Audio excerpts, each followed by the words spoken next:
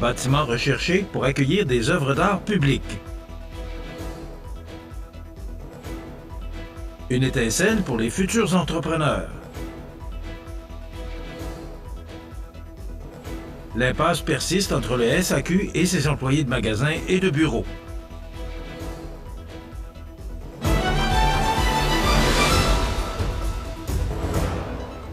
Vendredi 18 octobre 2024. Bonjour mesdames et messieurs, bienvenue à la diffusion de votre émission ou de votre bulletin d'information sur le réseau de télévision CMA-TV. Le projet d'art public pour la route du Haut-Pays se poursuit et les artistes choisis pour la deuxième édition sont messieurs Miguel Forêt et Pierre Brignot. Et ces derniers sillonneront le Haut-Pays dans les prochains jours afin de sélectionner des bâtiments potentiels pour accueillir leurs œuvres.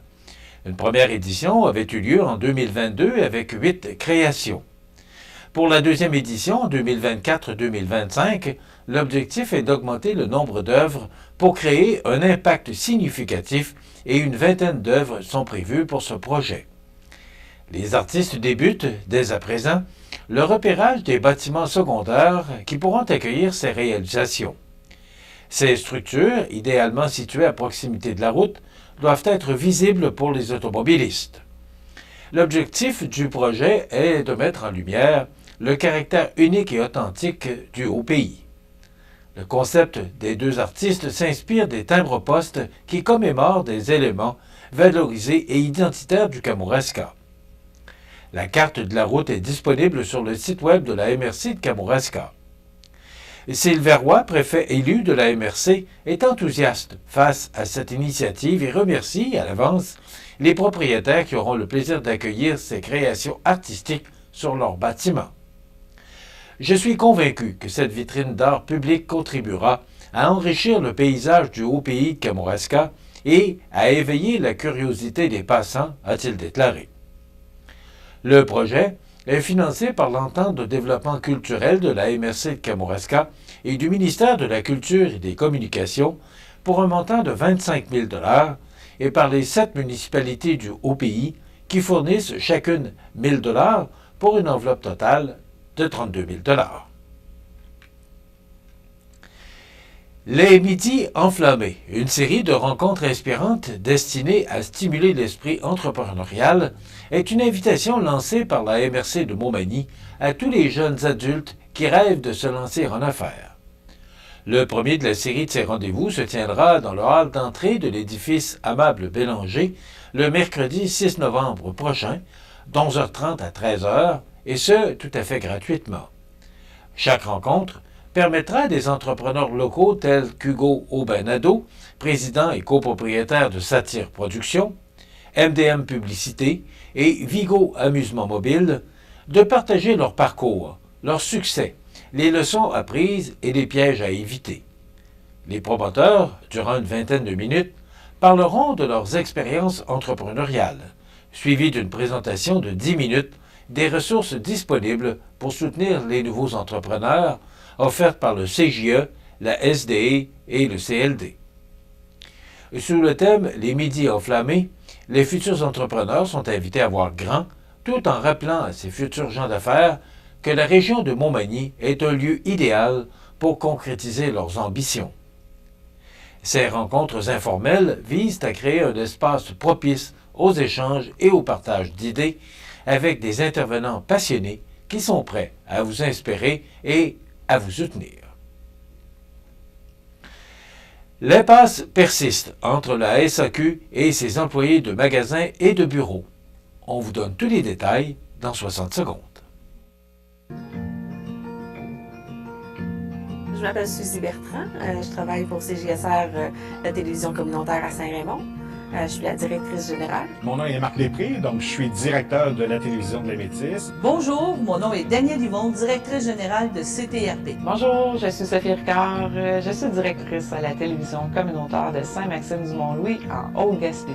Michel Montminy, je suis président directeur général de la station de télévision CMA-TV à Montmagny. Bonjour, mon nom c'est Geneviève Delsa, je suis la directrice de la télévision communautaire de la région des Appalaches. Mon nom est Mirko Da Silva, directeur de la TVRP, la télé du Rocher-Percé. Mon nom est Caroline Blouin, je travaille à TVCE et je suis directrice adjointe. Danny Bérubé, journaliste animateur à CTB TV de Saint-Gabriel.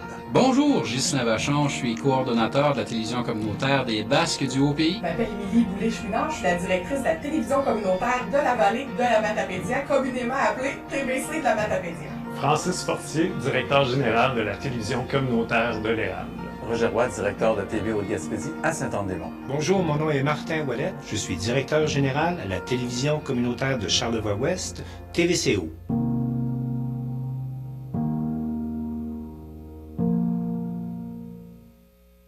Vous regardez C'est ma TV, le réseau de l'information sur la Côte-du-Sud.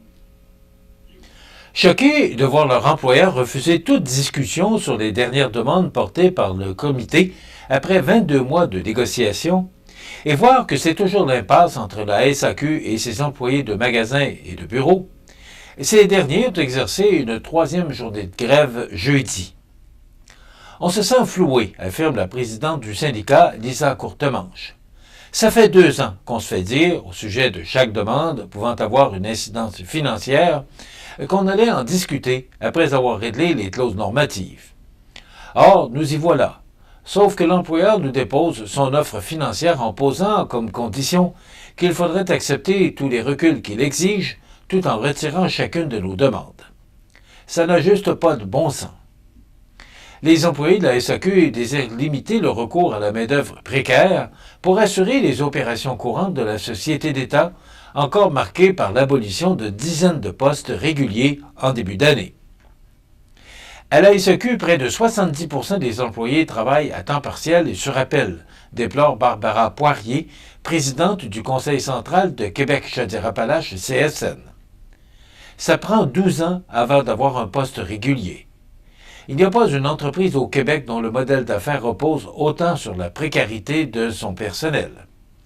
Il est tout à fait légitime de vouloir assurer un minimum de postes stables et de limiter le recours au travail à temps partiel. Le syndicat, qui désirait améliorer les conditions donnant accès aux prestations de l'assurance collective en matière de santé, la direction de la SAQ, de son côté, désirait la revoir à la baisse. Actuellement, il faut attendre 7 ans avant d'être admissible à la couverture d'assurance, alors que les employés demandent de réduire ce délai à 5 ans en réclamant, du même coup, l'introduction d'une couverture de soins dentaires. La SAQ procure de grands bénéfices financiers à la société québécoise, rappelle David Gagnon, le délégué du syndicat pour la région de Chaudière-Appalaches. Il est normal pour les employés de vouloir améliorer leurs conditions de travail, comme c'est le cas lors de toute négociation de convention collective. Par ailleurs, le syndicat déplore que l'offre salariale de la SAQ, de l'ordre de 16,5 % sur 6 ans, soit en deçà des augmentations obtenues par les employés du secteur public en décembre dernier. Rappelons que le syndicat des employés de magasins et de bureaux de la SAQ représente les 5 500 employés partout au Québec. Il est affilié à la Fédération des employés de services publics qui compte plus de 425 syndicats affiliés représentant 65 000 membres œuvrant dans le domaine des services publics et parapublics. Forte de 330 000 membres, la Confédération des syndicats nationaux est présente dans l'ensemble des régions du Québec et ailleurs au Canada. En terminant, le Club Magny Gym tenait récemment son assemblée générale annuelle à l'Hôtel de Ville de Montmagny, rencontre permettant de dresser le bilan de l'année écoulée, de tracer les grandes lignes de projets à venir et de procéder à l'élection du nouveau conseil d'administration. Le club tient à exprimer sa profonde gratitude aux membres du conseil d'administration sortant, Mathieu Labrec et Hugo Canuel, pour leur dévouement inlassable et leur contribution essentielle à l'évolution du club. Un merci spécial a été adressé à M. Canuel pour son implication et les nombreuses années passées à titre de président de l'organisme. Ce sont par l'implication de personnes comme M. Labrec et M. Canuel que le Club Magny Gym a su grandir et s'est développé de manière significative. Leur engagement aura permis de concrétiser de nombreux projets, renforçant ainsi les bases de notre organisation pour les années futures. De nouveaux membres ont été chaleureusement accueillis sur le conseil d'administration de Magny Gym, dont Mme Andréane Leblond, Christian Morel et Gabriel Jacques, qui viennent de se joindre à l'équipe et sont porteurs de nouvelles idées et d'une vision renouvelée. Leur dynamisme, allié à leur passion pour le développement du club, constituera une force motrice précieuse pour atteindre les objectifs ambitieux au cours des prochaines années, dont, entre autres, la concrétisation du projet du complexe sportif et culturel en santé durable. Andréane Caron, directrice générale du club Magny Gym, est fière de préciser que la permanence et les entraîneurs de Magny Gym seront heureux de collaborer étroitement avec cette nouvelle équipe sous la présidence de Milly Bernier-Saint-Pierre pour enrichir l'expérience sportive de nos membres et offrir des programmes de qualité à la communauté. Ensemble, nous continuerons à promouvoir l'excellence et à encourager la participation active de nos jeunes et de nos athlètes.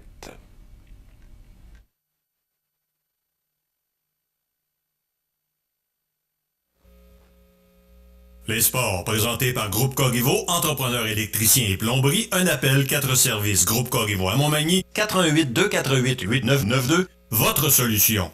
Vous avez des projets de construction et de rénovation? Pensez Groupe Corriveau, entrepreneur électricien et plomberie. Un appel, 4 services, 418 248 8992, Groupe Corriveau à Montmagny ou groupecorriveau.com. La solution pour du travail bien fait.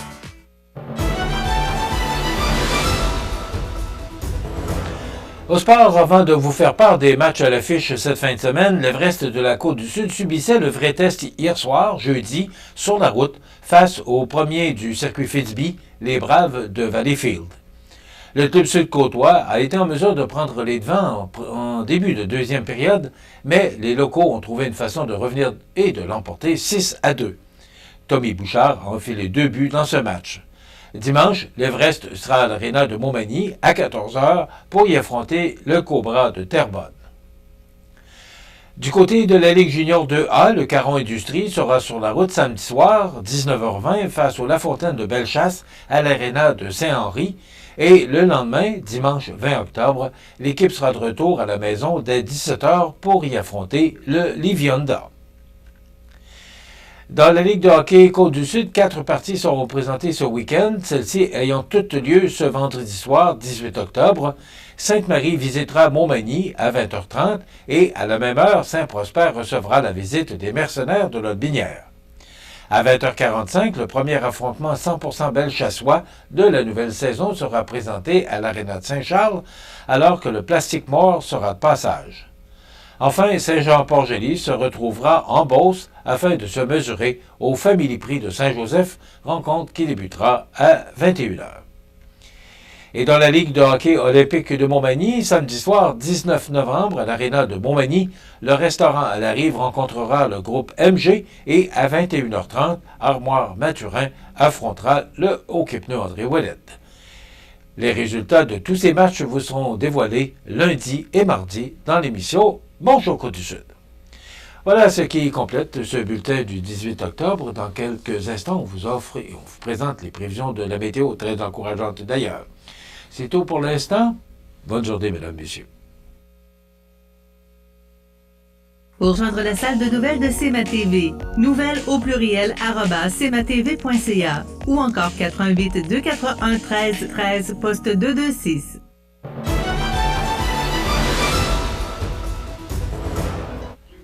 Alors, le beau temps se poursuit, c'est une belle séquence et ça va se poursuivre, là, du moins, c'est ce que nos météorologues d'Environnement Canada nous prédisent, jusqu'à mardi. On est rendu là. Une belle fin de semaine devant nous. Ici, on regarde l'image de satellite. Je pense qu'une image vaut 1000 mots. Si on regarde l'image radar, ben voilà, c'est le même scénario. Il n'y a pas de nuages, il n'y a pas de précipitations en vue. Donc, une belle fin de semaine devant nous. On parle d'abord de cette journée du vendredi, alors qu'on nous prévoit du soleil, avec des vents qui deviendront du sud-ouest à 20 km/h en mi-journée, maximum de 12 degrés. Ce soir et la nuit prochaine, ciel dégagé, vent du sud-ouest de 20 km/h avec un minimum de 5 degrés. À 6 heures ce matin, c'était 2 degrés. C'était quand même assez frisquet. Demain samedi, c'est du soleil avec des vents du sud-ouest de 30 km/h avec des rafales à 50, maximum de 15 degrés. C'est dimanche le même scénario, soleil maximum de 15. On gagne quelques degrés lundi avec du soleil 18 et pour mardi du soleil 19 et même si on va plus loin là, ben mercredi ce sera encore du soleil mais il y aura de fréquents passages nuageux. Les normales de saison à ce temps-ci de l'année sont de 9 le jour, 0 la nuit. Le soleil s'est levé à 7h06 et se couchera de plus en plus tôt à 17h48, heure avancée de l'Est. Il fait actuellement 3 degrés à l'extérieur des studios de CMA-TV. Les vents soufflent de direction au sud à 5 km/h. L'humidité quand même très élevée à 90% et la pression barométrique est à 103,1 kPa. Maintenant, pour le bateau qui fait la navette entre l'île aux Grues et Montmagny, mais en passant, la marée était haute ce matin, c'était vraiment magnifique. Donc, il y avait 2 traversées très tôt ce matin de l'île aux Grues, 6h et 7h30. Les prochaines sont prévues pour 17h et 19h, alors que les traversées pour Montmagny, la première traversée a eu lieu à 6h45, la deuxième il y a quelques instants, 8h15. Les prochaines traversées sont prévues à 18h et 19h45. Donc, c'est du soleil, des températures que plus on avance, plus elles se réchauffent. Mais demain, ce sera entre autres très venteux, mais avec des vents du sud-ouest. Donc, ce sera de belles températures, une belle fin de semaine en vue. C'est la grande marche demain à Montmagny, à compter de midi au parc Saint-Nicolas, alors que le départ se fera à 13h. Mais si vous voulez profiter des activités, la musique, le pique-nique, c'est à compter de midi au parc Saint-Nicolas et une belle journée avec 15 degrés comme maximum.